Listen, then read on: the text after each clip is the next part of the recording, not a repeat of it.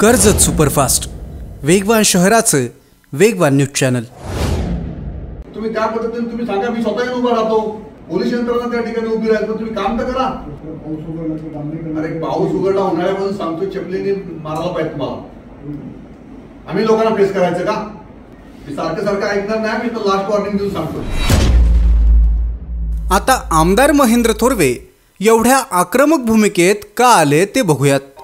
सध्या कर्जत हे मुंबई पुण्यावरून येणाऱ्या पर्यटकांचं आवडतं ठिकाण बनलंय आणि त्यामुळेच कर्जतमध्ये वाहतूक कोंडीची मोठी समस्या गेल्या काही वर्षात जाणवायला लागली आहे। अनेक ठिकाणी रस्त्यावर खड्डे आहेत, त्यामुळे वाहतूक धीम्या गतीनं होऊन ट्रॅफिक समस्या आणखी वाढते। बेशिस्त वाहन चालक आणि अरुंद रस्ते यामुळे कित्येक तास वाहनांच्या रांगा लागतायत आणि त्याचा प्रचंड मनस्ताप स्थानिकांना आणि पर्यटकांना सुद्धा होतोय।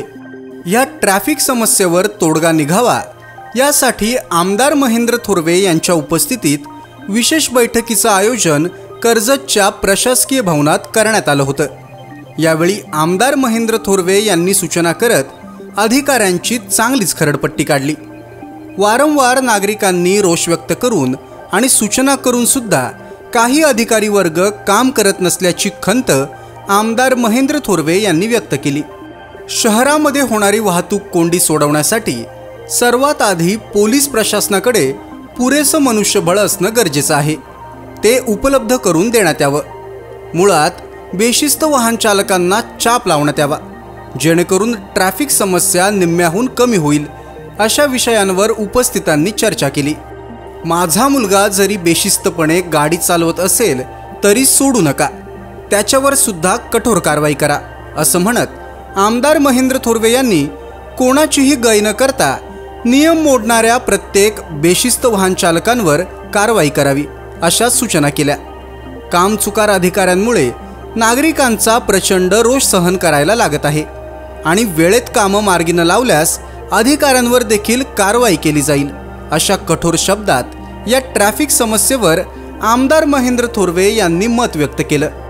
अनेक ठिकाणी लोकांनी रस्त्याची अडवणूक केलेली आहे। अस्तित्वात असणाऱ्या रस्त्यांची अडवणूक कोणी करत असेल तर पोलिसांना घेऊन कारवाई करा, अन्यथा मी स्वतः येऊन तिथे उभा राहून काम करून घेतो, असं म्हणत आमदार महेंद्र थोरवे यांनी पटापट कामं मार्गी लावण्याच्या सूचना केल्या।